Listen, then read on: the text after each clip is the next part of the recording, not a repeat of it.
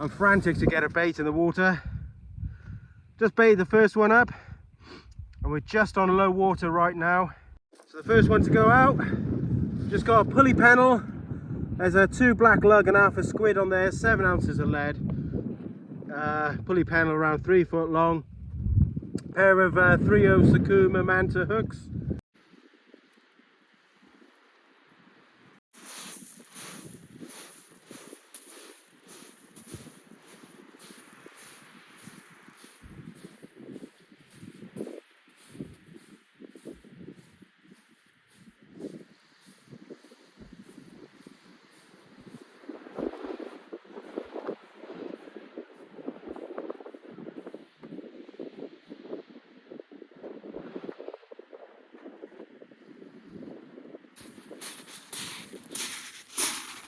Second one to go out, exactly the same, half a squid and 2 black lug.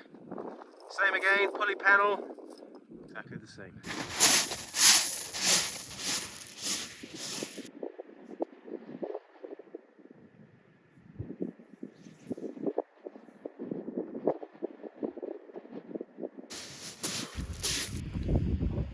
So I just turned my lights off and I was I was actually taking some pictures of Jupiter in the darkness and admiring the stars. And then just as I flicked my head torch back on, the right hand rod was hammering away. And typically as soon as I put my phone in the tripod, it's come to a stop. Just a doggy, but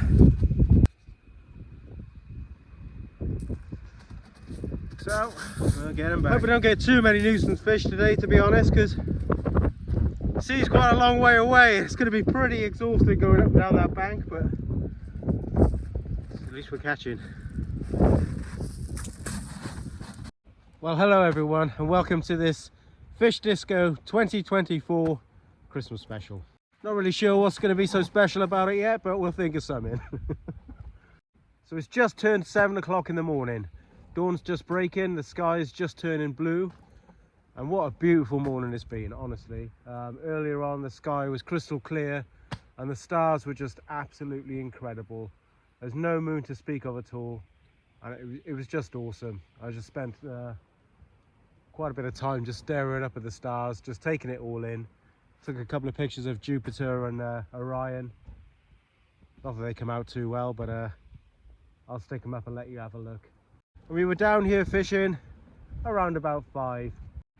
We have had a few rattles that didn't come to anything, and yeah, that one dogfish. It's just a neap tide today. There's barely any movement in the water at all. It's a dead neap, but at least it doesn't seem we're getting plagued with small pouting and whiting. Fingers crossed, we might get something half decent at some point. We're here for most of the day. We'll see how the bait lasts out. And of course, it's Christmas. We're going to have a little cook-up. I'm all on my own on the beach at the moment. Just me and the seagulls. From what I can see, no one else down here at all. So we've just had Storm Dara. Pretty high winds, up to sort of 60 odd miles an hour. Predominantly southwesterlies. But from last night, I think the wind changed and it's gone round sort of a northwesterly direction. Sorry, a northeasterly direction, and it's blowing straight off the land over our heads and out to sea. Sea is pretty much dead flat calm, but it has quite literally blown it flat. There's a good amount of colour in the water. It's definitely murky. Baits today, I've got it's a bit of a freezer emptier. Couldn't get any fresh bait because of the early start. I have some squid, 2 sand eels, sardines, and a mackerel, and a bit of black lug. Not very much, just the black lug's been in and out the freezer more times than Han Solo. It's not too clever, but it's better than no lug. But this wind is set to stick in the northeast for the next few days, I think, so I should imagine anglers will be taking advantage of that.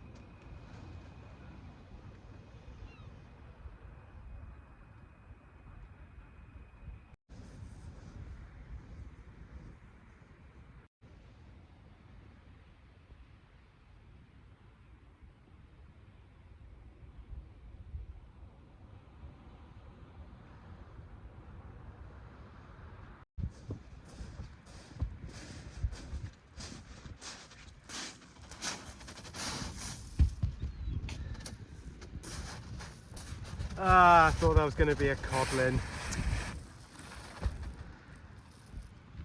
Just a little eel.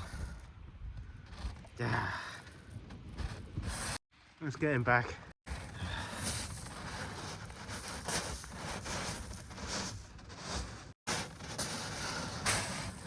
So sure that was going to be a codling the way that fell slack then. Oh dear. Never mind.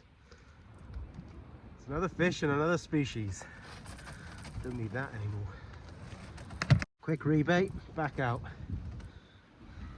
I was hoping in darkness that we might actually get a couple of pouting or a whiting or something for bait, just to top up the bait supply. I haven't brought stacks and stacks with me today. Should have enough for the day, but it's not exactly plentiful. The box is very, very heavy today, and I just kept everything to a minimum, including bait. Right, that hadn't been out very long at all, so just popped a couple more fresh sand eel on there and a squid head, bound that back up again. We are today as well, again due to the sheer weight of the box, we are directly in front of the car park. There we are, get that back out.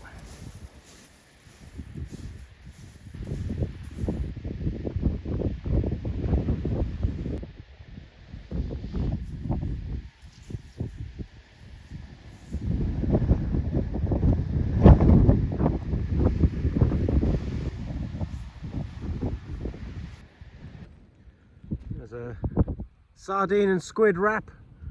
That's all ready to go out on the next one.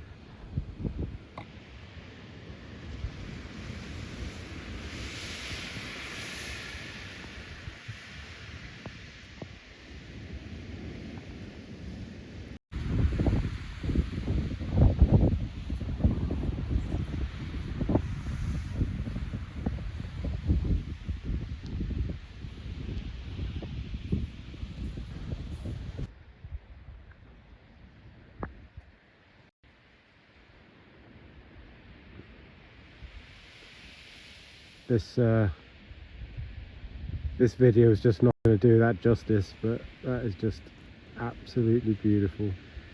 If you recall the Christmas special last year, we filmed on Seatown Beach, just along the coast there.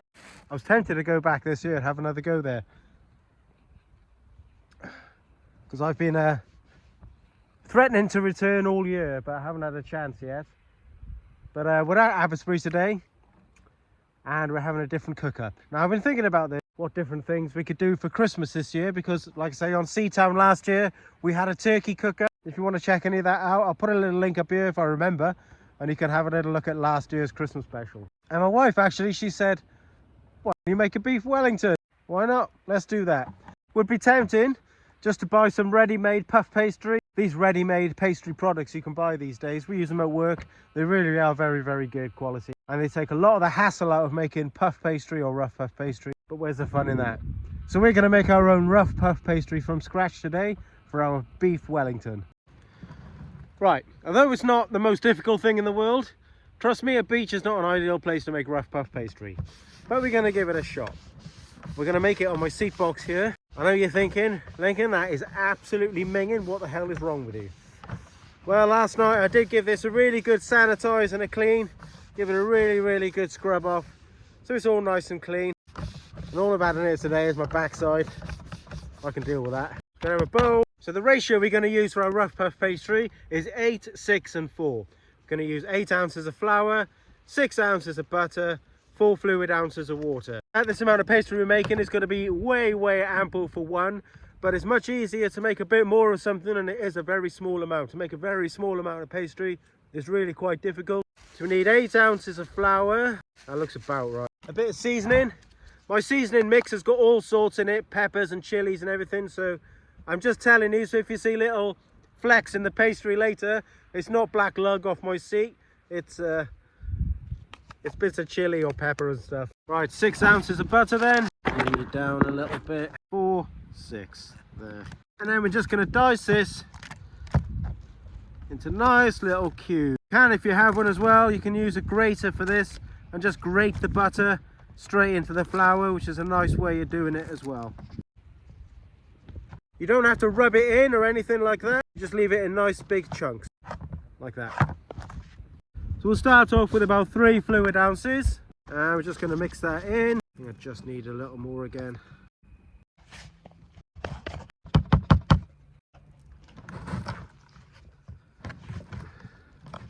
Right, once it's come together, we'll form a rough rectangle shape. I'm going to pop this in a bag. Then we're going to stick it in the fridge to rest for about 20 minutes. We are basically in one big fridge today, so just down there next to the box of squid.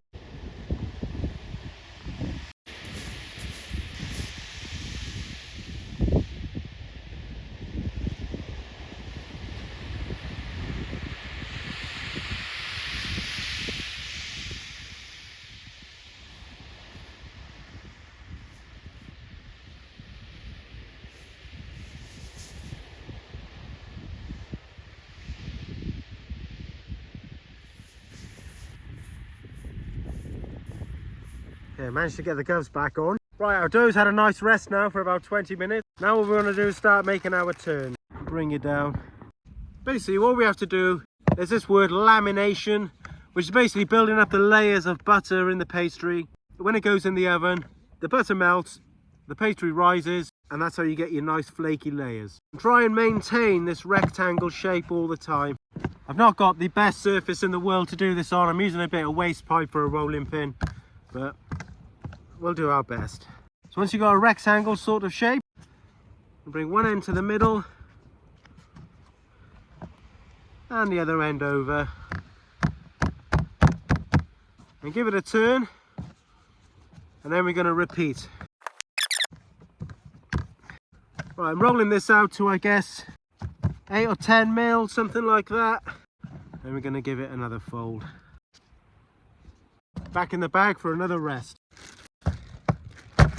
Now I appreciate this isn't riveting YouTube, so what I'm going to do, trust me, I'm going to do this 2 more times. Roll it out, fold it, turn it, roll it out, fold it, rest it. I'm going to do that 2 more times, and I'll show you what it looks like when it's all done. Otherwise, if you're not already, you'll probably fall asleep.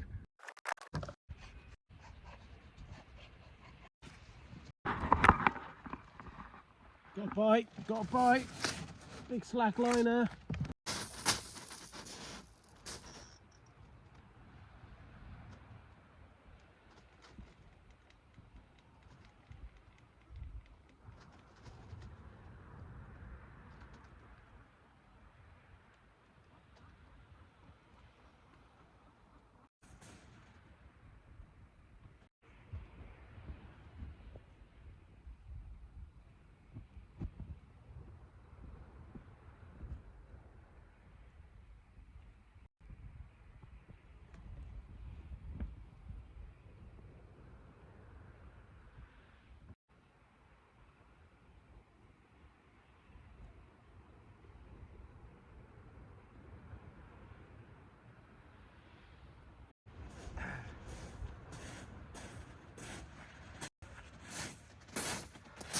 It was an eel. I was convinced that was going to be a codlin. That was on the black lug and squid. Looked around and the line was just completely slack. It has reminded me of one little thing that I just did when I was down there. If ever in a situation, say you've walked down the beach and you've got an eel and you haven't got your T-bar with you, but you want to get it off, you take a loop of line. You can just take a loop of line in your hand. It's hard to show you without the weight of the fish in there. Take a loop of line like that, say it's an eel or something, so you don't want to get your fingers near its gob. You can slide this down like you would a T-bar and just use the line like that just to turn the hook. Saves you just trying to grab hold of the hook with a bait on and trying to turn that right next to an eel's mouth, but you can almost use the line like a T-bar like that. That's what I did down there just to get that eel off. So little tip for you, might be handy one day. Right, I'm gonna pop a bit of fresh black lug on this, get it back out, and we carry on rolling. Yeah, they haven't been out that long, so just put a fresh black lug on the back there and then whack that back out again.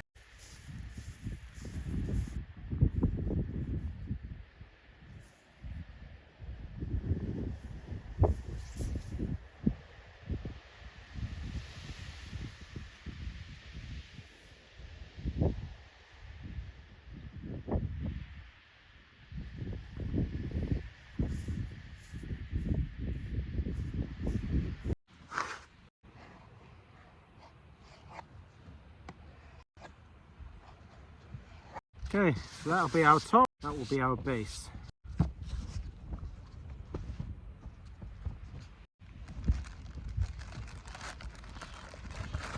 So anyone who would have watched my pork pie video, if you haven't already, I'll stick a link up here again if I remember, will be familiar with my little beach oven.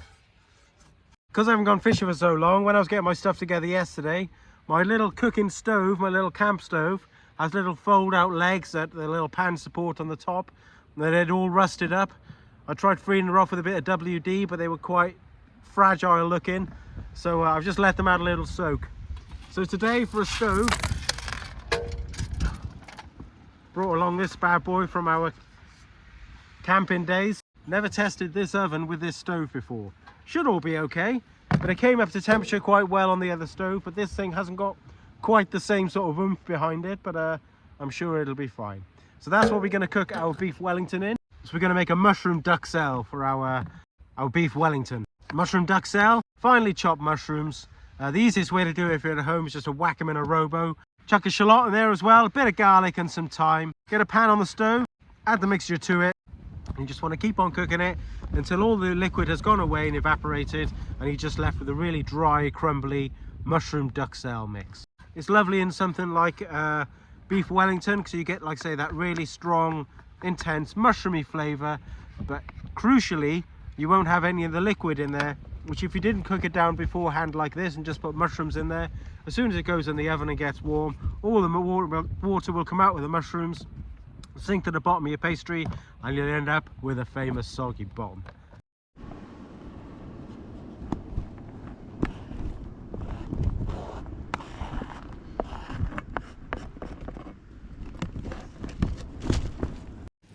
Time for another freshen up.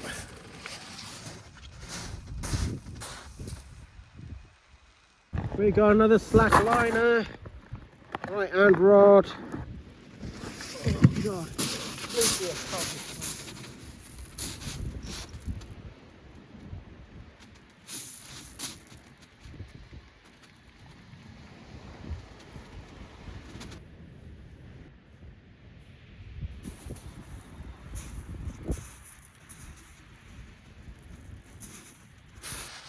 Well, it's not a tiny eel, but all right, let's get him back.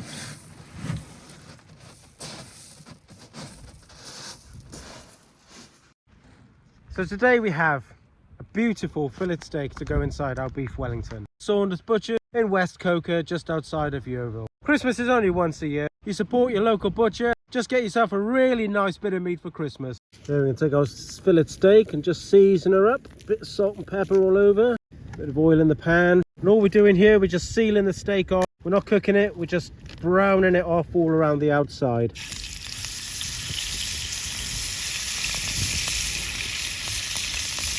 Merrily filming away there, and lo and behold, the battery went on my phone. So that's just charging up. That's our fillet steak now, nicely sealed off. We'll take it out and let it cool down a little. So to assemble our Wellington then, we've got our duxelle mix. Sliced serrano ham. I'm going to pop some of our duxelle on the top, not quite all of it. And pop our fillet steak on top as well, and we're going to wrap it up. Excuse the fingers, just got to go around with a bit of egg yolk, and we'll pop our top on. There's loads and loads of variations to this. People put pate in them, spinach, chicken mousses, loads of different variations. There we are. Before we go any further, we'll pop it on our little baking sheets. We're just going to go around and crimp the edges.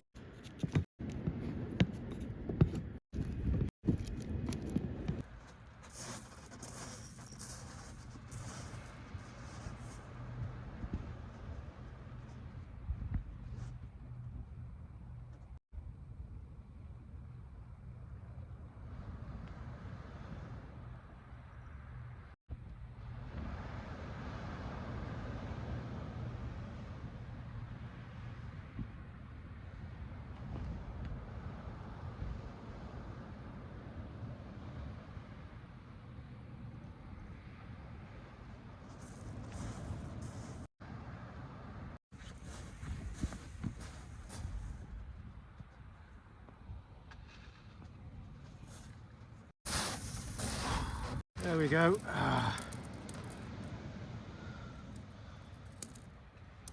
Nowhere near a double, but just knocked my egg yolk over. There we go. Let's get him back.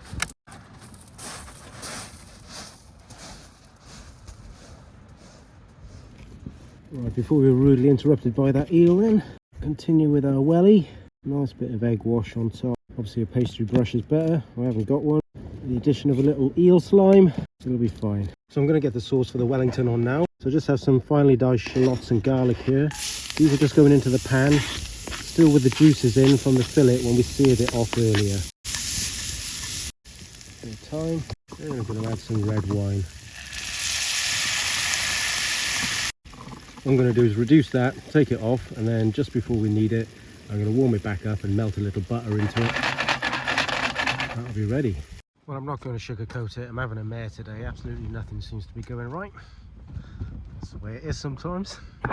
Anyway, our beef welly's looking all right. Whether we'll have an oven hot enough to cook it in or not, though, is another thing.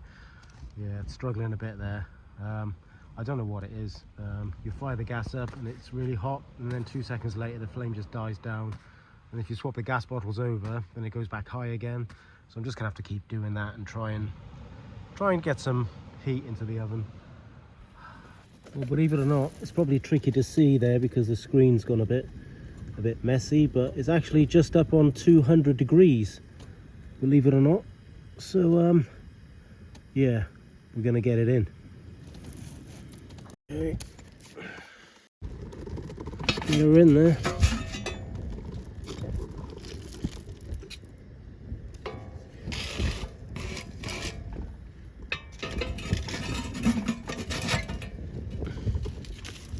Right, so we'll give it about 15 minutes or so, and then we'll have a check.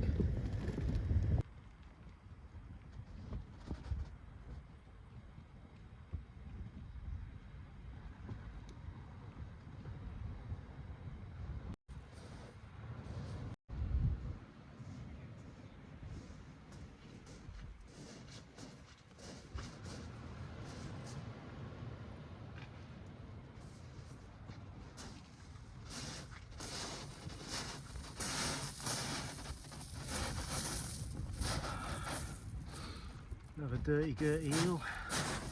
Oh.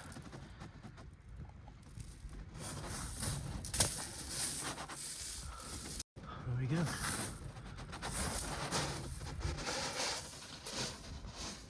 Since the welly's gone in, it hasn't got back up above 150. It's just struggling to keep up there. I'm loath to check it yet because I think it's going to take at least 20-25 minutes for that pastry to cook through. So I'm just going to leave it shut and give it another 10 minutes and see what happens.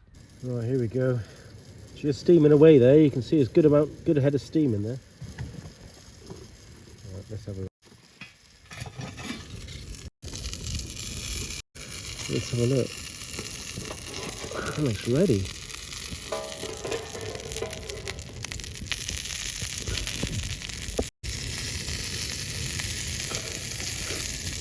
Yeah, that's going to be well done steak, I think. Oh well. Let's pop it on a plate.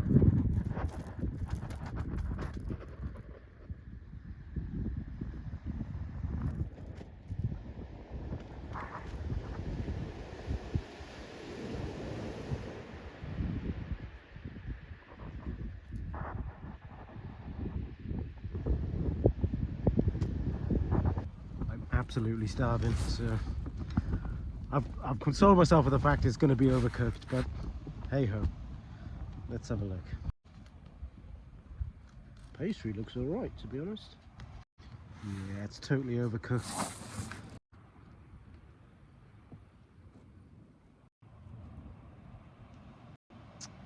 Ah, what a shame. Never mind. I'm blinking starving anyway. Let's have a go. That's not bad. It's not bad at all. I don't know if you can see the layers in the pastry there. Again, it just wasn't hot enough at the top of the oven, I don't think, but we have got some lovely layers in there. That beef is absolutely ruined. I think I've got another eel. inquiring. Yeah, there's a fish on the left hand wall.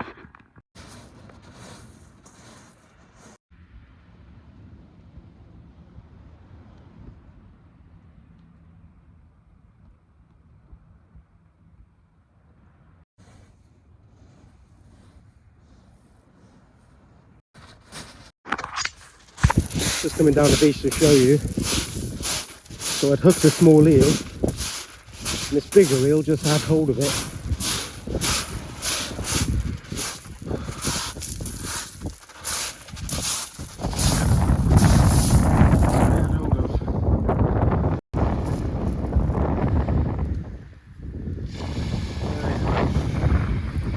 £8 or £9 maybe. That was a double.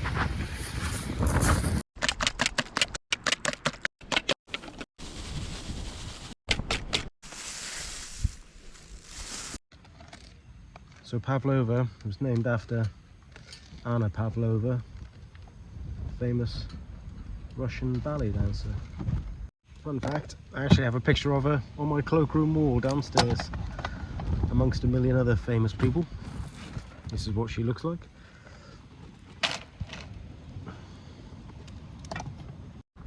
A meringue again. Really need to seriously temperature control your oven.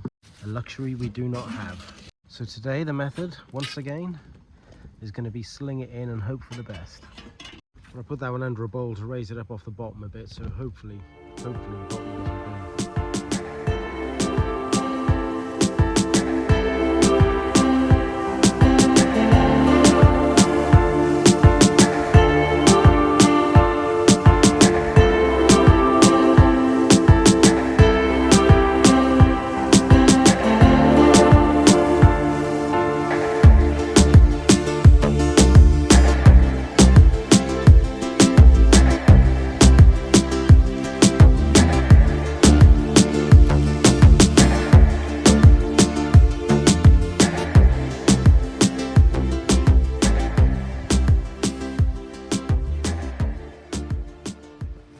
Tell you what, Mrs. Disco is going to be well gel. So a fruit pavlova. Oh, I've been ready for this all day. Been dying for something sweet. Oh yeah. Got to love meringue. Cheers everyone. Merry Christmas again everyone.